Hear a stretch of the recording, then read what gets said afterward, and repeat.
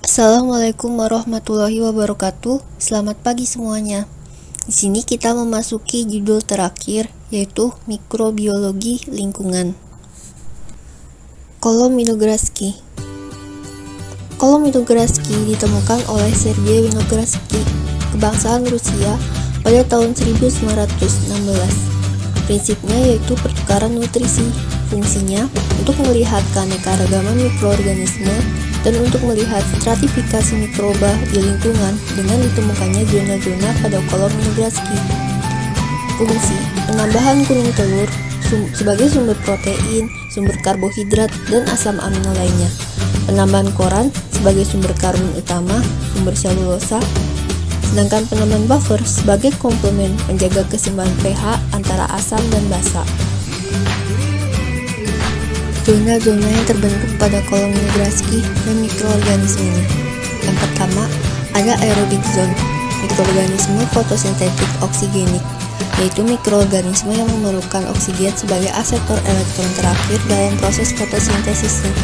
Contoh mikroorganismenya ada Bigiatoa sp dan Thiobacillus sp. Yang kedua ada mikroaerofil, yaitu mikroorganisme yang dapat hidup walau oksigen dalam jumlah yang sedikit. Contohnya ada Rhodospirillum sp.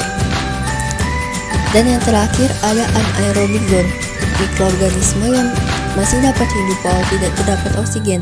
Zona ini dibagi menjadi 3 bagian. Ada red zone, green zone, dan black zone. Pada red zone, contoh mikroorganismenya ada Chromatium sp, green zone, Chlorobium sp, dan black zone, Clostridium sp dan Desulfovibrio sp. Mikroorganisme indikator, yaitu mikroorganisme yang keberadaan sebagai bukti tercemar atau tidaknya suatu perairan. Contohnya Escherichia coli. Lalu ada bakteri coliform. Bakteri coliform itu adalah bakteri gram negatif berbentuk basil atau batang yang tidak membentuk spora, yang mampu memfermentasikan laktosa dengan membentuk asam atau gas dan tidak berbahaya bagi tubuh dalam jumlah yang normal. Bakteri coliform dibagi menjadi 2, ada bakteri coliform fekal dan bakteri coliform non-fekal. Bakteri coliform fekal yaitu bakteri yang pada umumnya terdapat pada saluran pencernaan manusia atau hewan. Contohnya ada E. coli, Salmonella typhi, Klebsiella, Shigella. Kemudian ada bakteri coliform non-fekal, yaitu bakteri yang pada umumnya terdapat di luar saluran pencernaan manusia. Bisa terdapat di alam seperti pada bebatuan, air, udara, dan tanah. Contohnya itu ada Staphylococcus, Streptococcus, dan Bacillus.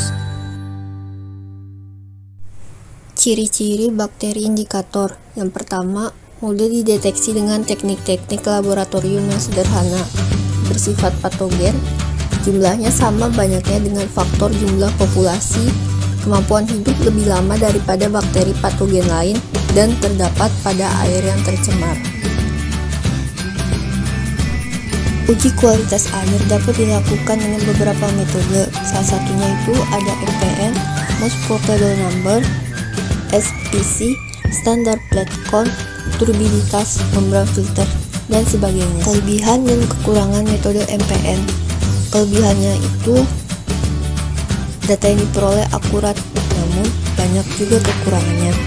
Yang pertama, waktu yang lebih lama, kemudian banyak peralatan yang diperlukan, dan media yang diperlukan banyak atau boros. Tujuan dari uji kualitas air dengan metode MPN yaitu untuk mengetahui metode yang dilakukan pada pengujian kualitas air untuk membuktikan ada tidaknya bakteri coliform, untuk membuktikan ada tidaknya bakteri fekal dan non-fekal, dan untuk mengetahui kelayakan atau kualitas air apakah layak dikonsumsi atau tidak secara mikrobiologi, potabilitas air. Metode MPN terdiri dari 3 tahapan, yaitu yang pertama, ada uji pendugaan atau presumptive test. Media yang dipakainya itu menggunakan LB atau lactose board, double strength DS, single strength SS.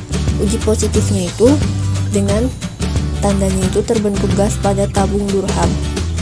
Yang kedua ada uji penegasan. Media yang dipakainya itu BGLBB atau Brilliant Green Lactose Billboard. Uji positifnya itu adanya gas dalam tabung Durham dihitung dengan tabel indeks MPN dinyatakan dalam 100 ml. Dan yang terakhir dilakukan uji lengkap, complete test. Media yang dipakainya ada EMB, Eosin Methylene Blue. Uji positifnya diwarnai dengan pewarnaan gram. Masuk ke cara kerja uji kualitas air metode MPN atau Most Probable Number. Metode MPN sendiri terdiri dari 3 tahapan. Yang pertama ada uji pendugaan. Disiapkan 9 tabung reaksi yang di dalamnya telah dimasukkan tabung Durham. 3 tabung reaksi berisi media LBDS dan 6 tabung reaksi lainnya berisi media LBSS. Masing-masing volumenya itu 10 ml. Pada tabung reaksi yang berisi media LBDS dimasukkan sampel sebanyak 10 ml. 3 tabung reaksi yang berisi LBSS ditambahkan sampel sebanyak 1 ml dan sisanya ditambahkan sampel sebanyak 0,1 ml. Kemudian diinkubasi seluruh tabung selama 24 jam pada suhu 35 derajat Celcius. Diamati gelembung gas dan kekeruhan yang terbentuk pada tabung Durham di setiap tabung reaksi. Dihitung nilai MPN coliform melalui tabel indeks MPN. Yang kedua, masuk ke uji penegasan.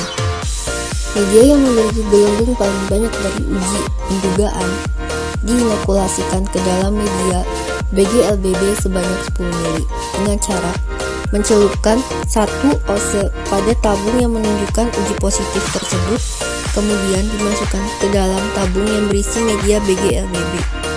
Setelah itu diinkubasi selama 24 jam, kemudian diamati kekeruhan dan gelembung pada tabung Durham. Yang terakhir, masuk ke uji lengkap. Uji lengkap pertama itu disiapkan cawan Petri yang sudah berisi media EMB. Kemudian dicelupkan 1 oz ke dalam tabung reaksi yang menunjukkan uji positif pada uji sebelumnya.